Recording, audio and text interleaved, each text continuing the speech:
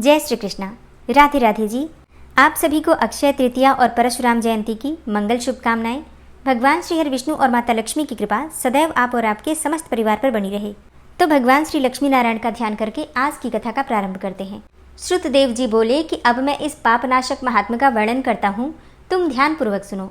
माधव मास में शुक्ल पक्ष की अक्षय तृतीया के दिन जो सूर्योदय में प्रातःकाल स्नान करते हैं वे संपूर्ण पापों से छूटकर विष्णुलोक को जाते हैं, और जो देवता, पितृश्वर और ऋषियों के निमित्त तर्पण करते हैं उसने संपूर्ण वेद आदि शास्त्र पढ़ लिए, सब यज्ञ कर लिए और 100 श्राद्ध भी कर लिए। जो मधुसूदन भगवान का पूजन करके अक्षय तृतीया के दिन कथा सुनते हैं वे मुक्ति पाते हैं। जो मधुसूदन भगवान की प्रसन्नता के लिए दान करते हैं वे मधुसूदन भगवान की आज्ञा से अक्षय फल देने वाले होते हैं।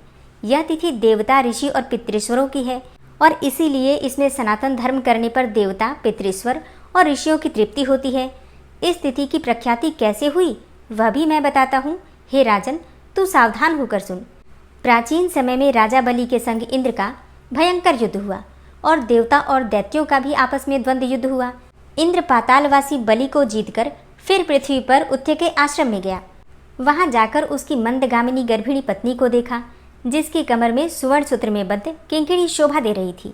उसके कंकड़ों की झनकार ने मदोन्मत्त भ्रमर और कोकिलाओं के शब्दों को भी जीत लिया था। अनेकों प्रकार के वस्त्र धारण किए हुए वह मधुर भाषिनी और मंद मंद हास्ययुक्ता शोभा दे रही थी। विकसित कमल के समान उसका मुख और नील कमल के समान उसके नेत्र थे।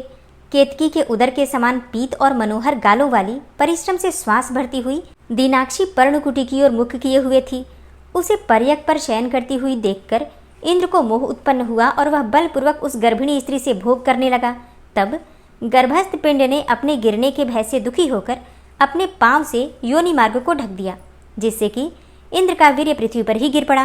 तब गर्भस्थ शिशु पर इंद्र को महाक्रोध हुआ और रोष के मारे तांबे जैसे लाल नेत्र करके शाप दिया कि हे दुर्बुद्धे, तूने पांव से योनि द्वार को रोका है, इससे तू जन्मांध हो जाए। तब दीर्घतमाह पामों से वीर्य संचालन से जयंत के समान हुआ और इंद्र, वो तो ऋषि के शाप के भय से शीघ्र ही भाग गया। उसे भागते हुए देखकर संपूर्ण शिष्य हंसने लगे। तब वह लज्जा के मारे पहाड़ की कंदरा में जा घुसा और वहां बैठकर उग्र तपस्या करने लगा। और जब इंद्र लज्जा के मारे कंदरा में जा घुसा तो राजा बलि और उसके साथी दैत्यगण गुप्त दूतों द्वारा भेद लेकर देवताओं पर आक्रमण करके अमरावतीपुरी, दिक्पालों की विभूति और शंबरादि तथा स्वामी रहित देवताओं के राज्य का बलपूर्वक भोग करने लगे। तो अग्नि आदि सब देवता अपने रक्षक को न देखकर देवगुरु बृहस्पति के पास गए और बृहस्पति के पास जाकर इंद्र का वृतांत पूछने लगे कि हमारा स्वामी कहाँ है। स्वामी के बिना हमारे राज्य पर दैत्यों ने आक्रमण किया है। हे विभो, बहुत दिन बीत गए, इंद्र क्यों नहीं आते हैं? हे महाराज, हमें बताओ, जहाँ इंद्र हो वहीं जाकर हम प्रार्थना करेंगे। इस प्रकार जब देवताओं ने पूछा तब बृहस्पति बोले कि रसातल में बलि को जीतकर इंद्र उथ्य के आश्रम में गया और वहां जाकर उथ्य की स्त्री से बलपूर्वक संभोग किया। इस पर उसके शिष्यों ने बड़ी निंदा की। इससे ही लज्जा के मारे वह स्वर्ग में नहीं आया और पर्वत की गुफा में घुस गया। वहीं पर सची सहित निवास करता है और अपने किए हुए कर्म पर चिंता कर रहा है। बृहस्पति के ऐसे वाक्यों को सुनकर अग्नि आदि सब देवता इंद्र को ढूंढने और प्रार्थना करने के लिए मेरु पर्वत की कंदरा में जा पहुंचे। कंदरा में बैठे हुए इंद्र को देखकर उसके बलवीर्य का प्रकाश करने वाले लोक विख्यात स्तोत्रों से उसे प्रसन्न करने लगे। हे इंद्र, हे सब देवताओं के स्वामी, तुमको नमस्कार है। तुम्हारे बिना हमको दैत्यों ने बड़ा क्लेश दिया है, जिससे हम स्थान भ्रष्ट होकर दुख के मारे जगह जगह घूम रहे हैं। अतः तुम चलकर शत्रुओं का दमन करो। ऐसी स्तुति सुनकर इंद्र गुफा से बाहर तो आया, लेकिन लज्जा के मारे नेत्र पृथ्वी की ओर ही झुकाकर देखने लगा। दुख के मारे कंठ भर आया, जिससे मुख से कुछ भी न कह सका। यह दशा देखकर बृहस्पति जी बोले, हे इंद्र, तू शंका क्यों करता है? संपूर्ण जगत कर्माधीन है। मान अपमान, सुख दुख, लाभ हानि, हार जीत सब कुछ पूर्व जन्मार्जित कर्मों के अनुरोध से ही होता है। प्राणी कर्मों के अनुसार ही चलते हैं। देव योग से काल पाकर दुख अपने आप उपस्थित होता है। बुद्धिमान मनुष्य दुख पड़ने पर कुछ चिंता नहीं करते और सुख से फिर प्रसन्न नहीं होते हैं। इसलिए तुम शोक न करो, क्योंकि ये दुख तुम्हें प्रारब्ध से ही मिला है। हे इंद्र, इस दुख को पाकर तुम्हें सोच करना उचित नहीं है। गुरु की बात सुनकर इंद्र ने कहा, हे मानद, पर स्त्री गमन के दोष से मेरा बल, वीर्य, यश, मंत्र शक्ति, शास्त्र शक्ति, विद्या शक्ति सब नष्ट हो गई। इन सबको खोकर मैं यहाँ गुप्त निवास कर रहा हूँ। इंद्र की यह बात सुनकर बृहस्पति सहित सब आपस में उसको फिर बल देने का विचार करने लगे। तब बृहस्पति जी कहने लगे कि मधुसूदन भगवान के प्रिय वैशाख मास में सभी तिथियां बड़ी पुण्य रूप हैं। इसमें भी शुक्ल पक्ष की जो तृतीया है उसे अक्षय तृतीया कहते हैं। जो इस तिथि में श्रद्धापूर्वक स्नान दान आदि करता है, निस्संदेह उसके सहस्त्रों पाप नष्ट हो जाते हैं तथा बल वीर्य और ऐश्वर्य अत्यंत बढ़ते हैं। अतएव अक्षय तृतीया के दिन बलि के वैरी इंद्र द्वारा स्नान दान आदि सद्कर्म कराने चाहिए, जिससे कि उसका हित साधन हो, जिसके प्रताप से इंद्र में विद्या और मंत्र शास्त्र में पूर्ववत शक्ति हो जाएगी। बल वीर्य और यश भी पूर्ववत बढ़ जाएगा। देवताओं समेत बृहस्पति ने ऐसा विचार कर इंद्र से वैशाख के धर्म कराए। अक्षय तृतीया के दिन भुक्ति और मुक्ति देने वाले धर्मों से पूर्ववत बल और वीर्य आदि बढ़ गए तथा पर स्त्री गमन का दोष भी तत्काल नष्ट हो गया। इस कर्म से इंद्र अपने पाप कर्मों से इस प्रकार छूट गया जैसे कि चंद्रमा राहु से छूटता है, और वह देवताओं के मध्य पूर्ववत शोभा को प्राप्त हुआ। इंद्र ने देवताओं को संग लेकर असुरों को जीतकर अक्षय तृतीया के महात्म्य से सब वैभवों से युक्त अमरावतीपुरी में प्रवेश किया। फिर तो इंद्र के आगे शंख तुर्य आदि बाजे बजने लगे। फिर इंद्र की आज्ञा से सब देवता अपने अपने घर को चले गए और पूर्ववत यज्ञ आदि में अपना अपना भाग लेने लगे। पितृस्वर पूर्ववत पिंड भाग प्राप्त करने लगे। राक्षसों के हार जाने पर मुनि स्वाध्याय में तुष्ट हुए। तभी से संसार में यह अक्षय तृतीया प्रख्यात है। यह देवता ऋषि पितृगण सबको संतोष देने वाली है, अतः यह सब कर्मों को काटने वाली सबसे पुण्यतम है। यह अक्षय तृतीया मनुष्यों को भुक्ति और मुक्ति प्रदान करने वाली है। अक्षय तृतीया की पौराणिक कथा के अनुसार प्राचीन काल में एक धर्मदास नामक वैश्य था। धर्मदास अपने परिवार के साथ एक छोटे से गांव में रहता था। वो बहुत ही गरीब था और हमेशा अपने परिवार के भरण पोषण के लिए चिंतित ही रहता था। उसके परिवार में कई सदस्य थे। धर्मदास बहुत धार्मिक प्रवृत्ति का था। उसका सदाचार तथा देव एवं ब्राह्मणों के प्रति उसकी श्रद्धा अत्यधिक प्रसिद्ध थी। अक्षय तृतीया व्रत के महात्म्य को सुनने के पश्चात उसने अक्षय तृतीया पर्व के आने पर सुबह जल्दी उठकर गंगा में स्नान करके विधिपूर्वक देवी देवताओं की पूजा की। व्रत के दिन सामर्थ्य के अनुसार जल से भरे घड़े, पंखे, जौ, सत्तू, चावल, नमक, गेहूं, गुड़, घी, दही, सोना तथा वस्त्र आदि वस्तुएं भगवान के चरणों में रखकर ब्राह्मणों को अर्पित की। यह सब दान देखकर धर्मदास के परिवार वाले तथा उसकी पत्नी ने उसे रोकने की बड़ी कोशिश की।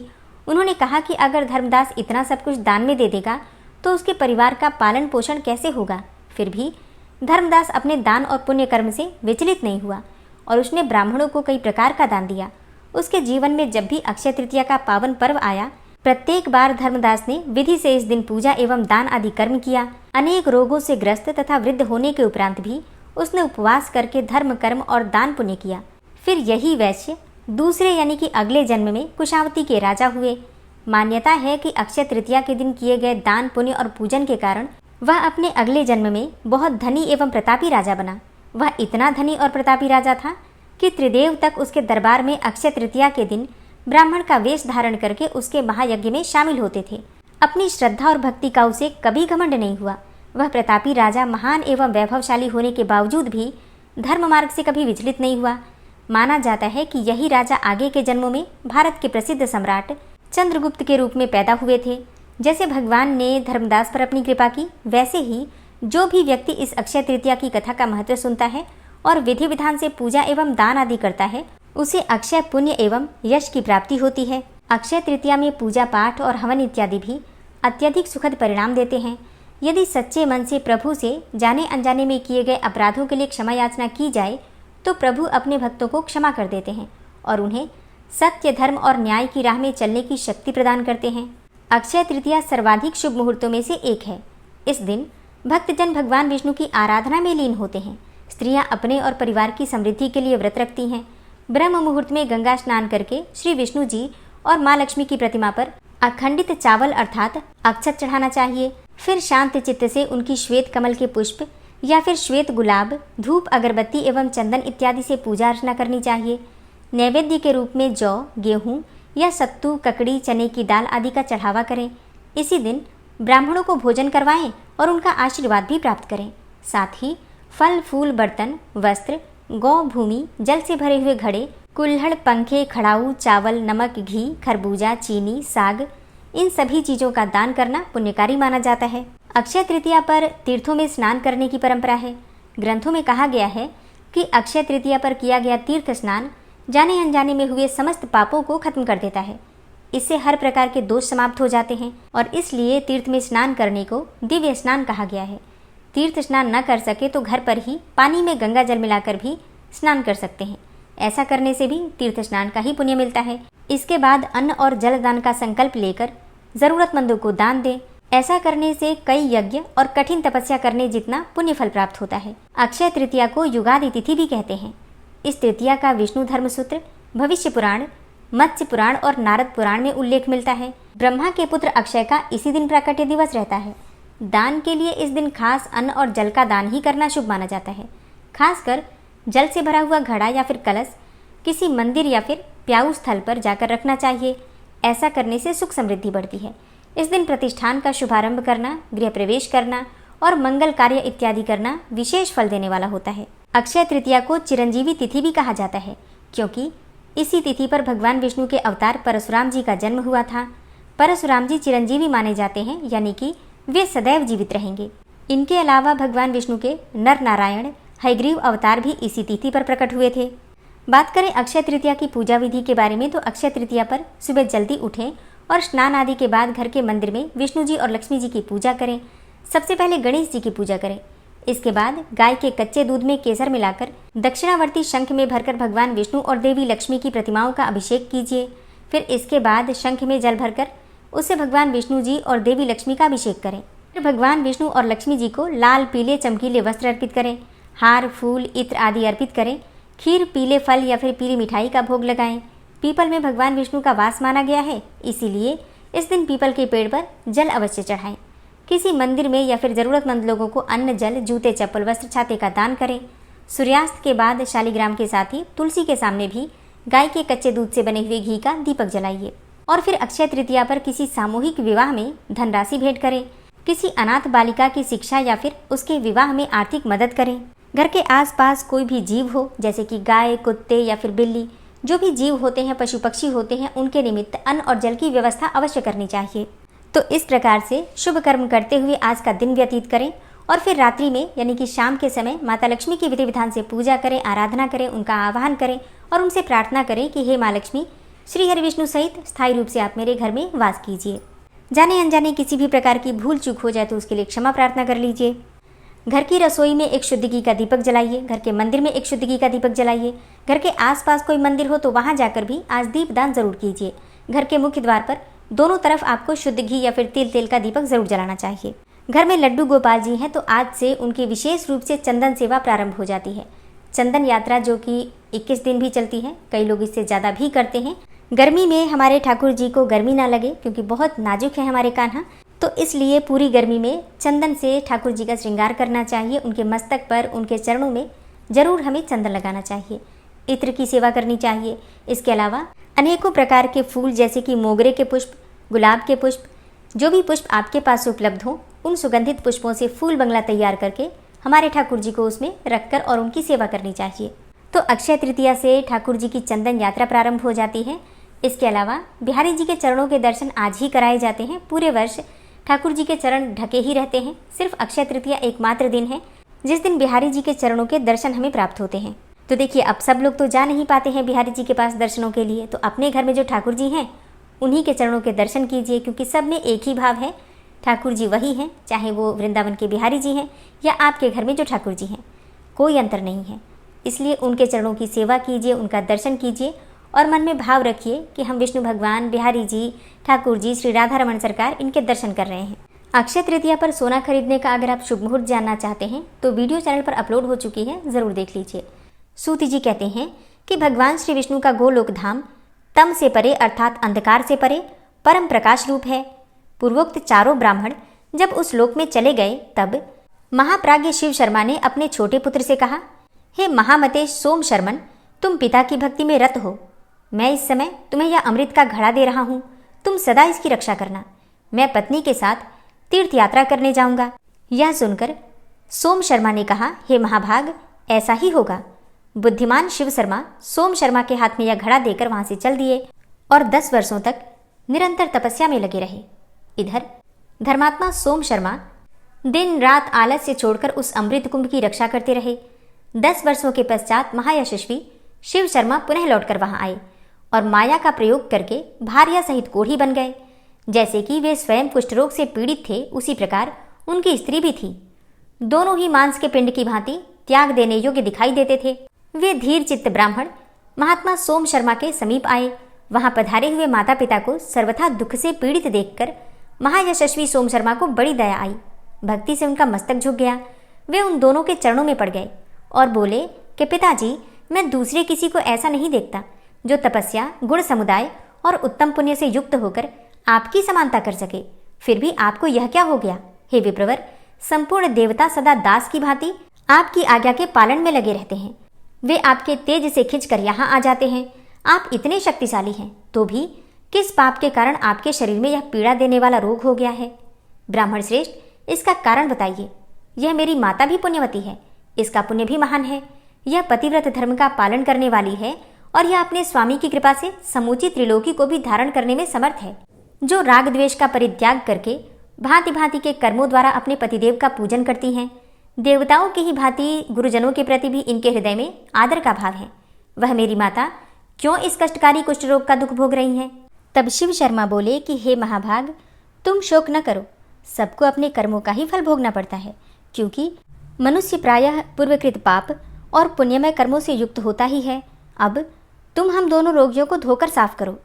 पिता का यह शुभ वाक्य सुनकर महायशस्वी सोम शर्मा ने कहा, आप दोनों पुण्यात्मा हैं, मैं आपकी सेवा अवश्य करूंगा। माता पिता की शुश्रूषा के सिवा मेरा और कर्तव्य ही क्या है? सोम शर्मा उन दोनों के दुख से दुखी थे। वे माता पिता के मलमूत्र तथा कफ आदि धोते थे, अपने हाथ से उनके चरण पखारते और दबाया करते थे। उनके रहने और नहाने आदि का प्रबंध भी वे पूर्ण भक्ति के साथ स्वयं ही करते थे। विप्रवर सोम शर्मा बड़े यशस्वी, धर्मात्मा और सत्पुरुषों में श्रेष्ठ थे। वे अपने दोनों गुरुजनों को कंधे पर बिठाकर तीर्थों में ले जाया करते थे। वे वेद के ज्ञाता थे, अतः मांगलिक मंत्रों का उच्चारण करके दोनों को अपने हाथों से विधिपूर्वक नहलाते और स्वयं भी स्नान करते थे। फिर पितरों का तर्पण और देवताओं का पूजन भी वे उन दोनों से प्रतिदिन करवाया करते थे। स्वयं अग्नि में होम करते और अपने दोनों महागुरु माता पिता को प्रसन्न करते हुए अपने सब कार्य उन्हें बताया करते थे। सोम शर्मा उन्हें प्रतिदिन शैया पर सुलाते और उन्हें वस्त्र तथा पुष्प आदि सब सामग्री निवेदन करते थे। परम सुगंधित पान लगाकर माता पिता को अर्पण करते तथा नित्य प्रति उनकी इच्छा के अनुसार फल मूल, दूध आदि उत्तमोत्तम भोज्य पदार्थ खाने को देते थे। इस क्रम से वे सदा ही माता पिता को प्रसन्न रखने की चेष्टा किया करते थे। पिता सोम शर्मा को बुलाकर उन्हें नाना प्रकार के कठोर एवं दुखदायी वचनों से पीड़ित करते और आतुर होकर उन्हें डंडों से पीटते भी थे। यह सब करने पर भी धर्मात्मा सोम शर्मा कभी पिता के ऊपर क्रोध नहीं करते थे। वे सदा संतुष्ट रहकर मन, वाणी और क्रिया तीनों के ही द्वारा पिता की पूजा किया करते थे। ये सब बातें जानकर शिव शर्मा अपने चरित्र पर विचार करने लगे। उन्होंने सोचा कि सोम शर्मा का मेरी सेवा में अधिक अनुराग दिखाई देता है, इसलिए समय पर मैंने इसके तप की परीक्षा की है, किंतु मेरा पुत्र भक्तिभाव तथा सत्यपूर्ण बर्ताव से भ्रष्ट नहीं हो रहा है। निंदा करने और मारने पर भी सदा मीठे वचन ही बोलता है। इस प्रकार मेरा बुद्धिमान पुत्र दुष्कर सदाचार व्रत का पालन कर रहा है। अतः अब मैं भगवान श्री विष्णु के प्रसाद से इसके दुख दूर करूंगा। इस प्रकार बहुत देर तक सोच विचार करने के पश्चात परम बुद्धिमान शिव शर्मा ने पुनः माया का प्रयोग किया। अमृत के घड़े से अमृत का अपहरण कर लिया। उसके बाद सोम शर्मा को बुलाकर कहा, बेटा, मैंने तुम्हारे हाथ में रोगनाशक अमृत सौंपा था, उसे शीघ्र ही लाकर मुझे अर्पण करो, जिससे मैं इस समय उसका पान कर सकूं। पिता के यूं कहने पर सोम शर्मा तुरंत उठकर चल दिए। अमृत के घड़े के पास जाकर उन्होंने देखा कि वो तो खाली पड़ा है, उसमें अमृत की एक बूंद भी नहीं है। तब परम सौभाग्यशाली सोम ने मन ही मन कहा, यदि मुझ में सत्य और गुरु शुश्रूषा है, यदि मैंने पूर्व काल में निश्चल हृदय से तपस्या की है, इंद्रिय संयम, सत्य और शौच आदि धर्मों का ही सदा पालन किया है, तो यह घड़ा निश्चय ही अमृत से भर जाए। महाभाग सोम शर्मा ने इस प्रकार विचार करके जो ही उस घड़े की ओर देखा, त्यों ही वह अमृत से भर गया। घड़े को भरा देखकर उसे हाथ में लेकर महायशस्वी सोम शर्मा तुरंत ही पिता के पास गए और उन्हें प्रणाम करके बोले, पिताजी लीजिए, यह अमृत से भरा हुआ घड़ा आ गया। हे महाभाग, अब इसे पीकर शीघ्र ही रोग से मुक्त हो जाइए। पुत्र का यह परम पुण्यमय तथा सत्य और धर्म के उद्देश्य से युक्त मधुर वचन सुनकर शिव शर्मा को बड़ा हर्ष हुआ। वे बोले, हे पुत्र, आज मैं तुम्हारी तपस्या, इंद्रिय संयम, शौच, गुरु शुश्रूषा तथा भक्तिभाव से विशेष संतुष्ट हूँ। लो, अब मैं इस विकृत रूप का त्याग करता हूँ। यो कहकर ब्राह्मण शिव शर्मा ने पुत्र को अपने पहले रूप में दर्शन दिया। सोम शर्मा ने माता पिता को पहले जिस रूप में देखा था उसी रूप में उस समय भी देखा। वे दोनों महात्मा सूर्यमंडल की भांति तेज से दीप रहे थे। सोम शर्मा ने बड़ी भक्ति के साथ उन महात्माओं के चरणों में मस्तक झुकाया। तदनंतर वे दोनों पति पत्नी पुत्र से बातचीत करके अत्यंत प्रसन्न हुए। फिर धर्मात्मा ब्राह्मण भगवान श्री विष्णु की कृपा से अपनी पत्नी को साथ लेकर विष्णुधाम को चले गए। अपने पुण्य और योगाभ्यास के प्रभाव से उन महर्षि ने दुर्लभ पद को प्राप्त कर लिया। हरे कृष्णा। आज की कथा का यहीं पर समापन करती हूँ। इसके आगे का वृतांत आप कल की कथा में सुनेंगे।